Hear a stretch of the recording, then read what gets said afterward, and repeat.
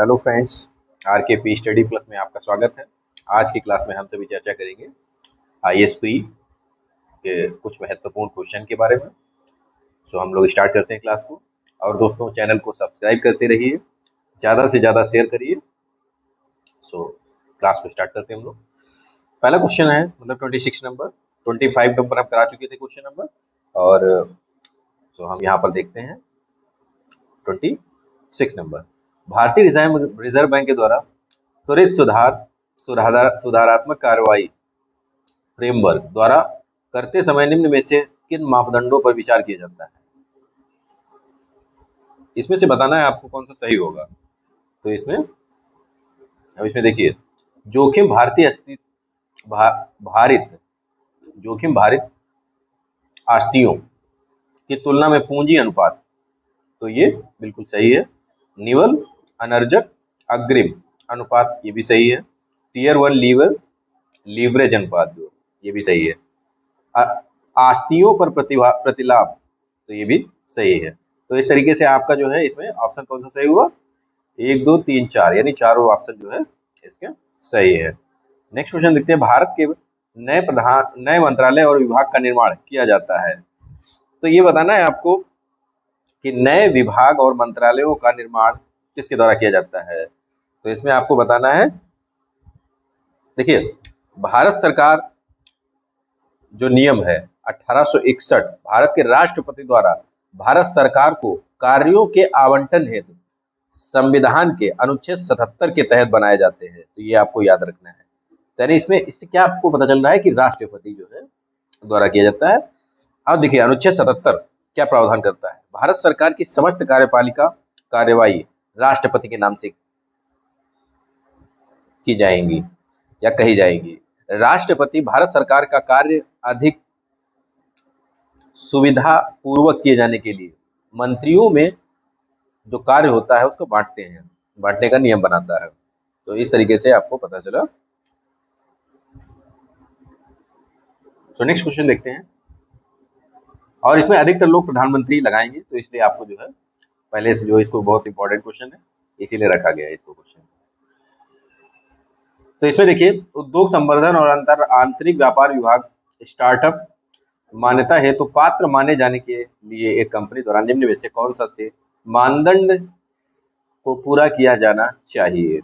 DPIIT, यानी इसके द्वारा जो है, देखिए इसमें कौन सा ऑप्शन सही होगा? इसमें क्या कह रहा है? कूट का प्रयोग कर सही उत्तर का चयन कीजिए। इसमें देखिए, मेन चीज होता है क्वेश्चन को बहुत केयरफुली पूरा मतलब पढ़ लीजिएगा पहले। ये नहीं आधा क्वेश्चन पढ़ा, अब मान लीजिए आपने इतना भाग पढ़ लिया, अब उसके बाद आपने नीचे का वाला ये भाग नहीं पढ़ा। मान लीजिए इसमें कहा होता सही उत्तर नहीं है, कौन सा नहीं है, तो ये इसमें आप लोग जो है सही वाला करके चले जाएंगे। तो इसलिए जो है क्वेश्चन को पूरा पढ़ें और जल्दबाजी नहीं, क्योंकि समय अच्छा खासा मिलता है, आप लोग अच्छे से करें।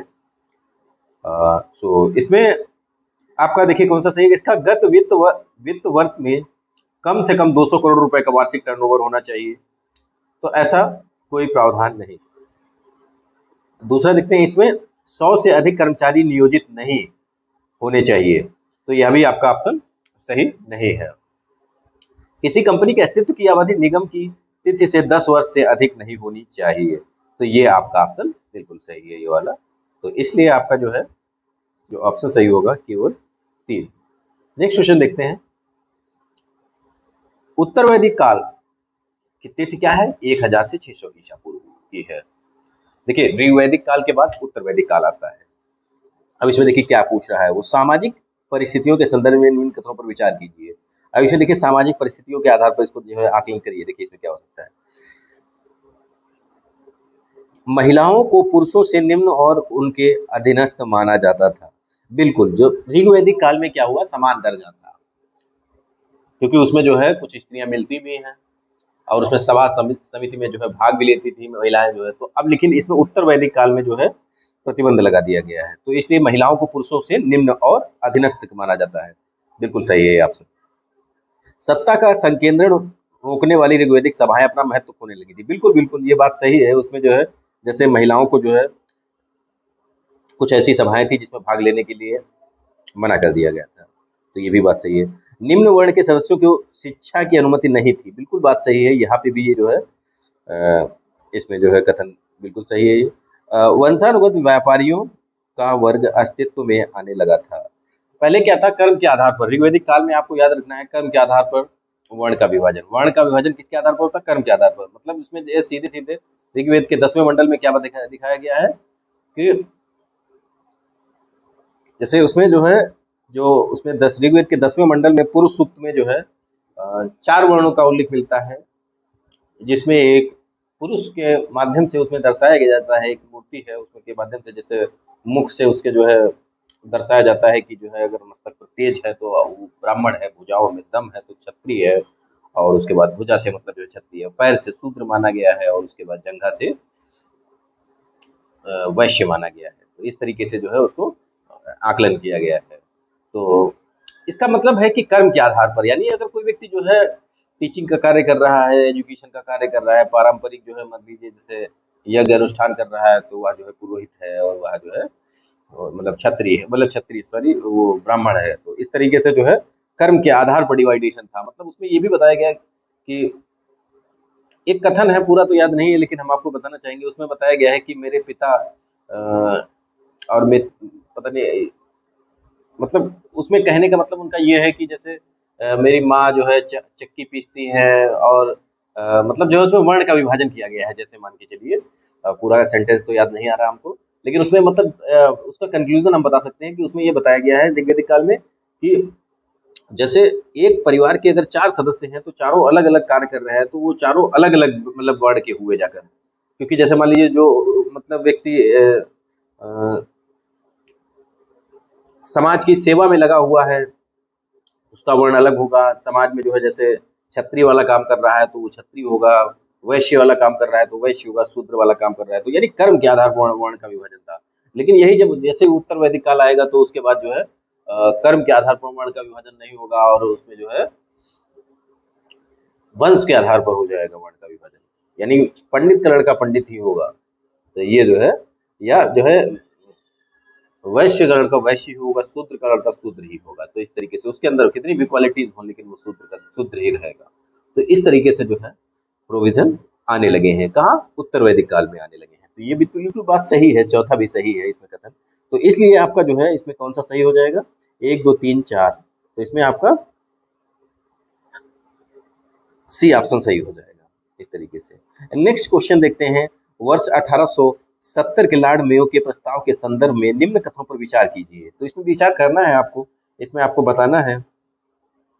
इस प्रस्ताव के अंतर्गत प्रांतीय सरकारों को अपना बजट संतुलित करने के लिए स्थानीय कराधान पर निर्भर होने की अनुमति दी गई थी। तो ये बिल्कुल बात सही है। मद्रास और बंगाल जैसे प्रांतों ने इस नीति को अस्वीकार कर दिया, तो ये जो है लागू नहीं हुई, ये गलत है। तो यानी आपका ऑप्शन इसमें से कौन सा सही है? केवल एक सही। देखिए एक और बहुत अच्छा क्वेश्चन है। यह कुमायूं गढ़वाल क्षेत्र का दूसरा सबसे बड़ा हिमनद है। यह गोरी गंगा नदी घाटी में स्थित है। शारदा नदी का उद्गम स्थल है, इसी हिमनद से होता है। तो ये आपको, जैसे अगर आपको शारदा नदी का उद्गम स्थल पता रहेगा तो आप निश्चित ये क्वेश्चन जो है सही करके आएंगे। तो इसमें देखिए कौन सा ऑप्शन सही होगा? इसमें ऑप्शन जो सही होगा वो मिलान हिमनद होगा। देखिए मिलान हिमनद क्या है, इसमें इसको समझ लीजिए। कुमायूं सॉरी हिमालय के कुमायूं गढ़वाल क्षेत्र में सबसे बड़ा हिमनद कौन सा है? गंगोत्री हिमनद है, जो 30 किलोमीटर लंबा है, और पवित्र गंगा नदी का उद्गम स्रोत है गंगोत्री हिमनद। मिलान हिमनद कुमायूं गढ़वाल क्षेत्र का दूसरा सबसे बड़ा हिमनद है, जो गोरी गंगा की घाटी में अवस्थित है। यह 20 किलोमीटर लंबा है और 9 सहायक नदियों के संयोजन से बना है। और आपको पता है शारदा नदी, जिसको काली नदी कहा जाता है, का उद्गम इसी हिमनद से है। तो इस तरीके से आपको जानकारी प्राप्त हुई। सो नेक्स्ट क्वेश्चन देखते हैं हम लोग। इसमें देखिए भारत सरकार अधिनियम 1919। पहले तो क्वेश्चन, इसमें उपरोक्त में से कौन सा सही सुमेलित है? तो देखिए आपको कौन सा सही सुमेलित है, आप लोग इसमें देखिए।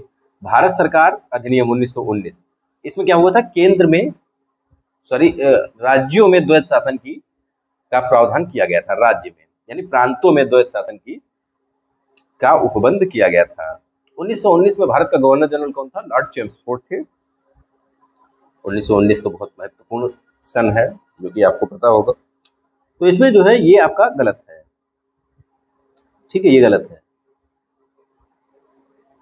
फिर उसके बाद Pitt's India act 1784, court of director का गठन किया गया था, बिल्कुल गलत है ये भी। भारतीय परिषद अधिनियम 1861, बंबई की विधायी शक्तियां पुनर्स्थापित हुई, बिल्कुल बात सही है ये। और charter act 1833, east India company की भारत में वाणिज्यिक अभिकरण के रूप में समाप्ति, बिल्कुल ये भी सही है। तो ऑप्शन आपका कौन सा सही होगा? 3 और 4 ऑप्शन सही होगा, 3 और 4 यानी डी ऑप्शन सही होगा आपका। तो इस तरीके से नेक्स्ट क्वेश्चन देखते हैं। पारंपरिक ईंधन के साथ ड्रॉप इन ईंधनों का सम्मिश्रण भारत में राष्ट्रीय जैव ईंधन नीति का एक भाग है। इस संदर्भ में ड्रॉप इन ईंधन से संबंधित निम्न कथनों पर विचार कीजिए। तो इसमें से बताइए आपका जो है कौन सा ऑप्शन सही है इसमें। तो इसमें आपको बताना है, देखिए, ड्रॉप इन ईंधन कार्यात्मक रूप से पेट्रोल जैसे पारंपरिक ईंधन रूपों के समतुल्य है, बिल्कुल गलत है ये। ड्रॉप इन ईंधनों के सम्मिश्रण और वाहनों में उपयोग किए जाने के लिए इंजन और भंडारण संभाल तंत्र में संशोधन की आवश्यकता नहीं होती है। इसमें बिल्कुल संशोधन की आवश्यकता होगी, लेकिन ये दोनों आपके ऑप्शन सही नहीं है। तो इसलिए इसमें ऑप्शन जो होगा ना तो 1 और ना ही 2। तो नेक्स्ट क्वेश्चन देखते हैं। निम्न में से कौन सा पुनर्स्थापनात्मक न्याय यानी रिस्टोरेटिव जस्टिस का उपयुक्त वर्णन करता है? तो इसमें से आपका कौन सा ऑप्शन सही होगा? रिस्टोरेटिव जस्टिस जो होगा वो इसमें एक प्रणाली जो मुख्य रूप से अपराधियों पर अभियोग चलाने पर केंद्रित है। तो ये बिल्कुल गलत है। एक प्रणाली जो पीड़ित को अपराधी द्वारा पहुंचाई गई क्षति की पूर्ति पर केंद्रित है, ये बिल्कुल सही है। तो आपका ऑप्शन कौन सा सही हुआ? बी ऑप्शन सही हुआ। सो नेक्स्ट क्वेश्चन देखते हैं।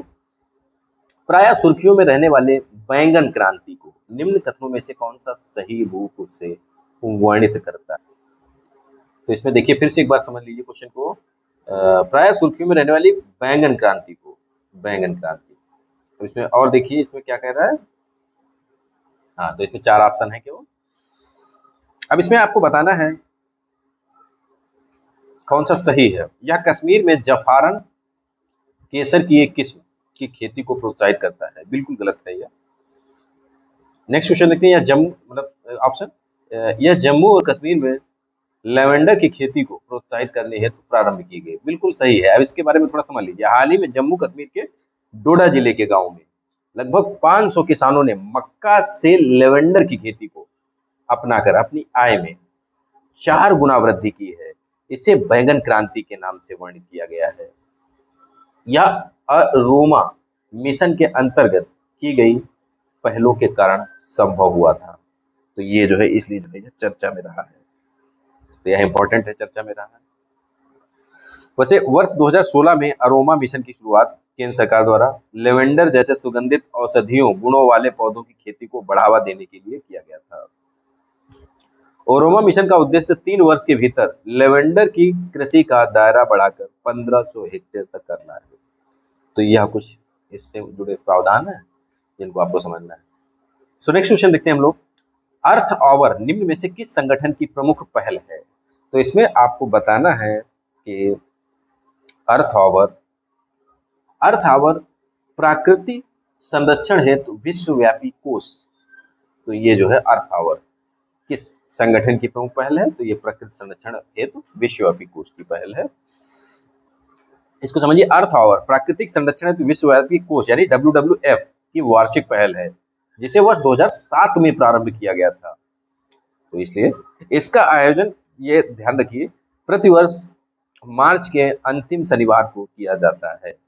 यह 180 से अधिक देशों के लोगों को अपने स्थानीय समय के अनुसार रात 8:30 बजे से 9:30 बजे तक लाइट यानी रोशनी बंद करने के लिए प्रोत्साहित करता है। और उसके बाद यह विचार पर्यावरण संरक्षण हेतु प्रतीकात्मक आह्वान करके ऊर्जा बचाने के लिए गैर जरूरी प्रकाश व्यवस्था के उपयोग को न्यूनतम करना है।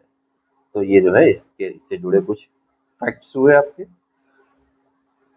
37 क्वेश्चन देखते हैं। कभी कभी सुर्खियों में रहने वाले बेपी कोलंबो है, देखिए अब ये क्या है, क्यों चर्चा में रहा है, तो ये आपको देखिए इसमें जो है आपका ये चर्चा में इसलिए या बुध ग्रह की जांच करने के लिए यूरोपीय अंतरिक्ष और ईएसए और जैक्सा का संयुक्त अंतरिक्ष यान है, तो ये बिल्कुल सही है।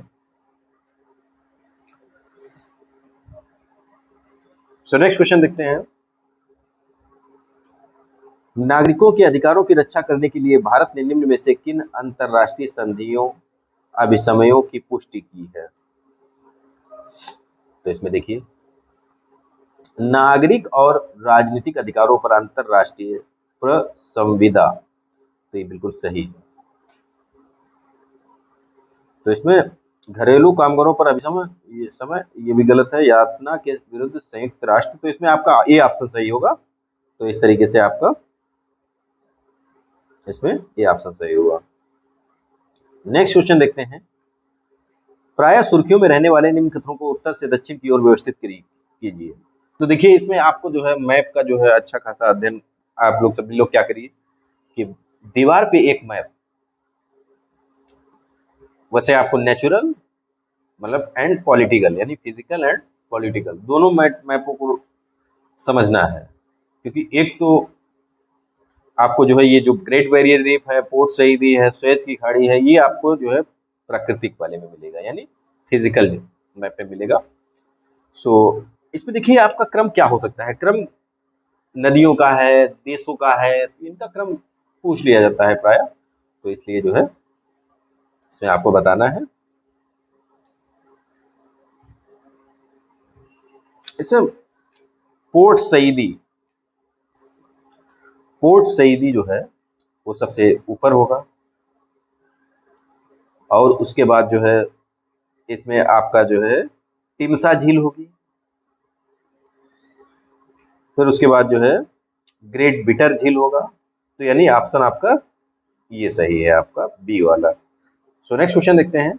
वैश्विक लैंगिक अंतराल रिपोर्ट 2021 के संदर्भ में इन कथनों पर विचार कीजिए। अब इसमें आपको बताना है, विचार कीजिए, यह विश्व बैंक द्वारा जारी किया जाता है? बिल्कुल नहीं, विश्व बैंक के द्वारा यह जारी किया जाता है। यह किसके द्वारा? WEF यानी विश्व आर्थिक मंच के द्वारा जारी किया जाता है।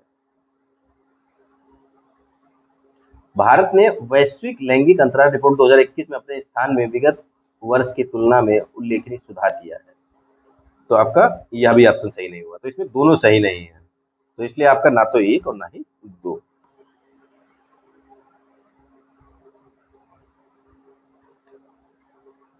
मानव हृदय की कार्य प्रणालियों के संदर्भ में निम्न कथनों पर विचार कीजिए। धमनियां कार्बन डाइऑक्साइड समृद्ध रक्त को हृदय में शरीर के सभी अंगों तक पहुंचाती है, गलत है। सिराएं ऑक्सीजन समृद्ध रक्त को शरीर के सभी भागों से वापस हृदय तक पहुंचाती है, ये भी गलत है। कोशिकाएं रक्त और ऊतकों के बीच द्रव्यों विनिमय को संभव बनाती हैं, ये सही है। तो इसमें आपका जो है कौन सा सही नहीं है, तो इसमें एक और दो सही नहीं है, तो इस तरीके से आपका ऑप्शन सही हुआ। निम्न युग्मियों से कौन सा सुमिलित नहीं है या सुमिलित है, सुमिलित है, तो इसमें से कौन सा सुमिलित है? देखिए पागलपंथी विद्रोह, करमशाह, तो ये बिल्कुल सही है करमशाह। देखिए पागलपंथी एक सामाजिक धार्मिक समूह था, इसके बारे में समझ लीजिए। पागलपंथी जिसमें मुख्यतः मैमनसिंह जिला जो है, आपको लग रहा है या किसी व्यक्ति का नाम है मैमनसिंह, लेकिन यह एक बांग्लादेश का जिला है। ओके, यह एक दो जनजातियां वहां पड़ती हैं, हांजोग और गारो जनजातियां शामिल थी इसमें। इसकी स्थापना करमशाह द्वारा की गई थी, पागलपंथी विद्रोह की, ठीक है, तो इसलिए आपका ये आपका इसमें सही हुआ। कूका आंदोलन क्या है? कूका आंदोलन के बारे में थोड़ा जान लेते हैं। कूका आंदोलन वर्ष 1840 में पश्चिम बंगाल में भगत जवाहर मल द्वारा आरंभ किया गया था। भगत जवाहर मल द्वारा आरंभ किया गया था, और भगत जवाहर मल के बाद इसमें जो इसके बाद इसका जो प्रमुख नेता हुआ है बाबा राम सिंह हुए हैं, बाबा राम सिंह, तो इसमें ये भी आपका ऑप्शन सही हो जाएगा। तथा इन्होंने नामधारी सिंह पंथ की स्थापना की थी, किसने? बाबा राम सिंह ने। किस पंथ की स्थापना की थी? नामधारी सिख पंथ की स्थापना की थी, नामधारी सिख। तो इसमें जो है आपका ये कुछ जानकारी आपको मिला। फिर खासी विद्रोह जान लेते हैं। खासी विद्रोह एक प्रस्तावित सड़क विद्रोह था। इसमें सड़क में क्या था विद्रोह? जो असम, जैसे इसमें असम को खासी पहाड़ियों के रास्ते होते हुए सिलहट से जोड़ने के लिए थी, और इसका पूरा आप लोग डिटेल पढ़ लीजिएगा। सो इसमें जो है इसका नेतृत्व तिरोड़ सिंह सियाम ने किया था। तो ये भी आपका ऑप्शन सही है। इसमें दोनों तीनों सही आपके हैं। तो इसमें 1 2 3। हाल ही में सुर्खियों में रही NCCL digital infrastructure and service network alliance नामक पहल है। तो यह जो है विश्व आर्थिक मंच की पहल है। नेक्स्ट क्वेश्चन ये है स्क्रीन पर, अंतरराष्ट्रीय वित्तीय सेवा केंद्र प्राधिकरण के संदर्भ में निम्न कथनों पर विचार कीजिए। तो इसमें विचार करिए। इसकी स्थापना देश भर में कारोबार की सुगमता को बढ़ावा देने के लिए एक वित्तीय विनियामक के रूप में की गई। तो यह तो आपका सही नहीं है। यह एक वैधानिक निकाय है। आप लोग यहाँ पे वैधानिक और संवैधानिक निकायों को जो है बहुत केयरफुली पढ़िएगा। जल्दी में इसको संवैधानिक निकाय ना पढ़ लीजिएगा आपको और तुरंत इसको गलत ठहरा दीजिएगा। यह एक वैधानिक निकाय है बिल्कुल। संवैधानिक निकाय वह होता है जो संविधान में जिसका वर्णन हो, आर्टिकल के रूप में वर्णन हो, वो संवैधानिक होता है, वैधानिक विधि बना के। तो इसलिए ऑप्शन आपका 2 सही होगा। निक्षेप बीमा और प्रत्यय गारंटी निगम का गठन निक्षेप का बीमा प्रत्यय सुविधाओं की गारंटी प्रदान करने के उद्देश्य से किया गया है। इस संदर्भ में DICGC द्वारा निम्न लिखित में से कौन से निक्षेप बीमाकृत नहीं किए गए हैं? तो इसमें आपके ये केंद्र राज्य सरकार के निक्षेप, विदेशी सरकार के निक्षेप, तो इसमें ये तीनों इसमें जो है बीमाकृत नहीं है। तो इस तरीके से आपका ऑप्शन 1 2 3। 46 नंबर देखते हैं। निम्न में से कौन सा से भारतीय प्रतिभूति और विनिमय बोर्ड सेबी 1988 में इसकी स्थापना हुई थी। तो आप लोग बताइए। तो इसमें देखिए द्वारा विनियमित किया जाता है। इसमें देखिए कमोडिटी स्पॉट मार्केट्स, यह आपका सही नहीं है। अल्टरनेटिव इन्वेस्टमेंट फंड्स, तो ये रेगुलेट किया जाता है सेबी द्वारा। क्रेडिट रेटिंग एजेंसी, बिल्कुल। तो इसमें आपका ऑप्शन 2 और 3 सही हुआ जाएगा। पृथ्वी की आयु के संदर्भ में निम्न कथनों पर विचार कीजिए। तो इसमें देखिए ये एक प्लेट टेक्टोनिक से जुड़ा हुआ क्वेश्चन है जो आपका भूभौतिकी से संबंधित है, भूविज्ञान से जुड़ा हुआ है। तो इसमें आप लोग समझ लीजिए इसको। इसमें क्वेश्चन कह रहा है कौन सा से सही है? कैम्ब्रियन काल के दौरान समुद्री और स्थलीय दोनों जंतुओं का विकास हुआ। तो ये गलत है। केवल जलीय पादपों का, जो ऐसे जीव थे जो अकशेरुकीय जीवों का विकास हुआ था, ऐसे मान के चलिए। कैम्ब्रियन काल जो है इसकी अवधि कहें तो 600 मिलियन वर्ष से 500 मिलियन वर्ष ईसा पूर्व तक माना जाता है। इसमें जैसे मान के चलिए इसमें समुद्र में, स्थल पर तो जो है कोई संभावना ही नहीं थी। समुद्र में कशेरुकीय जो जीव होते हैं जिनमें लगभग 1000 प्रजातियां सम्मिलित हैं, ये अधिकांशतः जो है समुद्री घास फूस जो है शैवालों को जो है खाती थी। तो ये जो है, लेकिन वर्तमान समय में ये प्रजातियां नहीं पाई जाती हैं। ये जीव अपने भोजन के लिए समुद्री घासों पर निर्भर रहते थे। तो इसलिए जो है इस काल के दौरान किसी स्थलीय जीव का विकास नहीं हो पाया था। तो ये आपको पता होगा। तो इसलिए ये आपका सही नहीं है। जुरासिक काल के दौरान पहली बार पुष्पीय पादपों का विकास हुआ। देखिए जुरासिक काल क्या है? जुरासिक काल जो है ये 180 मिलियन वर्ष ईसा पूर्व से 135 मिलियन ईसा पूर्व तक रहा है। इसमें क्या हुआ है, इसे समुद्री क्षेत्र में विस्तार के लिए जाना जाता है। भूमि क्षेत्रों पर वनों एवं दलदली मैदानों की प्रधानता थी, जिसमें झीलें और विसर्पी नदियां प्रमुख थी। मतलब इसमें जो है दलदली भूमि ज्यादा मिली है। इस काल के अंत में उपोष्ण कटिबंधीय जलवायु विकसित हो गई थी। उपोष्ण कटिबंधीय जो जलवायु होती है वो विकसित हो गई थी। इस काल के दौरान ही पहली बार पुष्पीय पादपों का विकास हुआ था। पुष्पीय पादपों का विकास हुआ, तो इसलिए आपका ऑप्शन 2 सही है। तो ये आपको याद रखना है। तो इसमें आपका जुरासिक काल के दौरान पहली बार पुष्पीय पादपों का विकास हुआ, तो सही है। क्रेटेशियस काल की विशेषताएं उच्च ज्वालामुखी गतिविधियों से थी। तो देखिए इसमें बिल्कुल बात सही है। ये क्रेटेशियस काल, अब ये इसकी कालावधि क्या है क्रेटेशियस काल की? इस काल की समयावधि जो है वही लगभग मान के चलिए 135 मिलियन वर्ष ईसा पूर्व से 70 मिलियन वर्ष लगभग जो है आकी गई है। अब इसकी इंपॉर्टेंस सी क्या है, इसमें जो है जैसे नदियों का प्रवाह धीमा तथा इसमें क्या हुआ कि विशाल दलदली क्षेत्रों में आच्छादित हो गई भूमियां, और उसमें जो है नदियों का प्रवाह दलदल के कारण धीमा हो गया, जिससे डेल्टाओं का निर्माण अधिक सक्रिय रूप से हुआ, और चाक या चूने के पत्थर का निक्षेप इस काल की प्रमुख विशेषता थी। कौन किसकी? चाक और चूने के पत्थर का निक्षेप। और फिर उसके बाद इस काल में पर्वतों का निर्माण पुनः सक्रिय रूप से होने लगा था। तृतीयक या अल्पाइन पर्वतों, यानी इसमें देखिए रॉकीज, एंडीज, आल्पस, हिमालय के निर्माण की प्रक्रिया इसी के काल में हुई है। इसी काल में स्टार्ट हो चुकी थी। तो यह काल विस्तृत ज्वालामुखी गतिविधियों के लिए जाना जाता था। उसके कारण है प्रायद्वीपीय भारत में मोटे बेसाल्ट लावा से आच्छादित था। क्रेटेशियस जो काल है के मध्य तक टेक्टोनिक प्लेटों की गति के कारण संपूर्ण पृथ्वी पर कई बड़े ज्वालामुखी विस्फोट हुए, और इन ज्वालामुखियों के कारण वायुमंडल में विशाल मात्रा में कार्बन डाइऑक्साइड निर्मुक्त हुई। तो इससे जो है आपका ये जो है क्रेटेशियस काल है। तो ये भी सही है। इसमें आपका ऑप्शन कौन सा सही हुआ? 2 और 3। तो इस तरीके से बी ऑप्शन सही हुआ। नेक्स्ट क्वेश्चन देखते हैं। प्रायः सुर्खियों में रहने वाली the heart of Asia Istanbul process निम्न में से किस मुद्दे से संबंधित है? तो हाल ही में अफगानिस्तान शांति प्रक्रिया से संबंधित है। निसार मिशन के संदर्भ में इन कथनों पर विचार कीजिए। तो यह इसरो और नासा का संयुक्त मिशन है, तो बिल्कुल बात सही है। इसका मुख्य उद्देश्य मंगल के वायुमंडल में जल की खोज करना है, बिल्कुल गलत है। तो ये जो है आपका इसमें एक ऑप्शन सही हुआ। और इसका काम क्या होगा? जो है निसार मिशन है या क्या करेगा?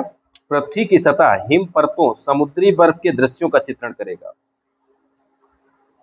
ओके, इसमें जो है और यह पृथ्वी की सतह पर होने वाले सूक्ष्म परिवर्तनों का पता लगाएगा। इसमें आसन्न ज्वालामुखी विस्फोटों की चेतावनी संकेतों का पता लगाना है इसका काम। भूजल आपूर्ति की निगरानी में सहायता करना है। हिम परतों को के पिघलने की दर का पता लगाना है। तो इसलिए जो है ये इसमें 2 ऑप्शन जो है आपका गलत है। सो नेक्स्ट क्वेश्चन देखते हैं। मौर्य साम्राज्य के संदर्भ में निम्न कथनों पर विचार कीजिए। देखिए इसमें मौर्य काल के दौरान जनगणना की गई थी, बिल्कुल की गई थी। सामान्यतः उपज के 6वें भाग को भू राजस्व के रूप में निर्धारित किया गया था, बिल्कुल सही है। सैन्य अधिकारियों को नगद वेतन, बिल्कुल सबसे पहले। तो ये आपका इसमें 1, 2, 3 आपका ऑप्शन सही हुआ। तो इस तरह से आज की क्लास में हम लोग 50 क्वेश्चन कंप्लीट हो गए, और नेक्स्ट क्लास में हम लोग आगे के क्वेश्चन को चर्चा करेंगे, क्योंकि ज़्यादा लेक्चर क्लास बड़ा हो जाएगा, और आप लोग पूरा एनालिसिस के साथ इसको पढ़ें ताकि कुछ आपको स्पेशल जानकारी मिल सके। बाय बाय दोस्तों, जय हिंद दोस्तों, बाय बाय।